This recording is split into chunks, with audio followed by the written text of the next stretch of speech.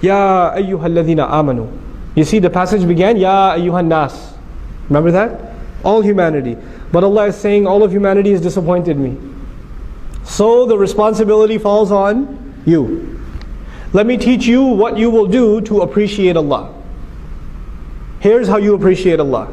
Ya ayyuhalladhina amanu. Irka'u wasjudu. Make ruku', make sajda. What is both of these things referring to?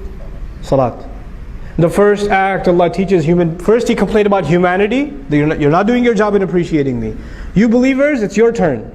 You need to appreciate me. The first step in appreciating me will be salat. Where's your salat? How much we appreciate our salat is a good indication of how much we appreciate Allah.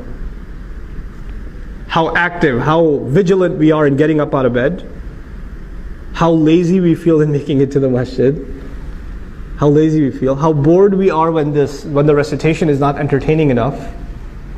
All of those are good indicators of where we stand before Allah Azza wa Jalla. Irka'u wasjudu. Make ruku' and make sajda.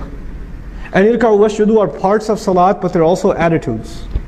You know, somebody who doesn't know about prayer, doesn't know about the Muslim prayer. A non-Muslim guy walks by and he sees people making salat. He's going to notice these people are standing with their head down, holding their head. They're humble before somebody. Then they put their heads down like this halfway. Wow, they got even more humble. And when they got up, what happened next? Face on the ground, they got really humble. In other words, he's noticing that there's a progression in their humility to Allah, to whoever they're worshipping. They're getting even more and more and more subservient. This seems like they're appreciating their master, and they appreciated him more, and they appreciated him even more.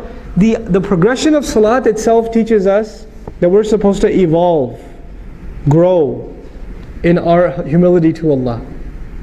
That's a really important point, especially if it has to do with Islamic work. You know what happens with people when they get involved with Islamic work? I'm no exception. All of us can be victim to this. The more tenured, the more experienced you get in Islamic work, the more full of yourself you get. I know what this stuff is. You're a rookie. You're a newbie. I've been a board member at the masjid for 20 years.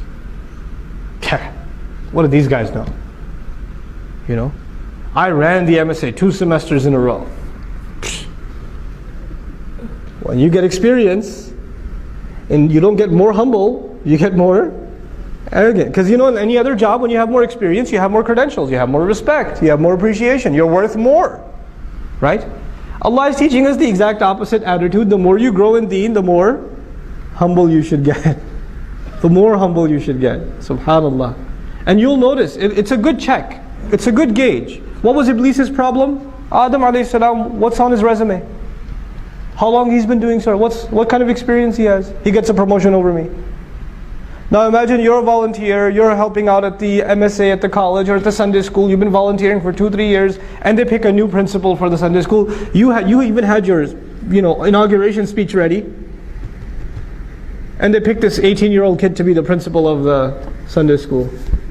The story of Iblis is going to repeat itself. Ana khayrun minhu?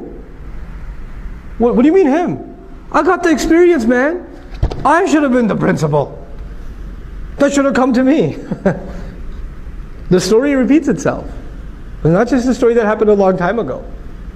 You know? So this idea, as the more we serve, the more we're going to become humble. The extreme of humility was shudu. Then from there, because these two things still in the end, in essence, refer to salat. They refer to salat. What about in between the salawat? وَاعْبُدُوا رَبَّكُمْ, and enslave yourselves and worship your master. In other words, now that ruku' and sajda is done, that's not the only ibadah. You understand ibadah is more than that. Ibadah is an attitude. I'm a slave. I'm here to serve. Ibadah is how I walk, how I talk, how I think about myself, how I think about others. Your entire attitude gets transformed because of prayer. Prayer is actually a very big part of a Muslim's personality, not just our behavior. Prayer, we think of it as a behavior. But prayer actually, the daily salawat, they're supposed to have a really direct effect on how we think.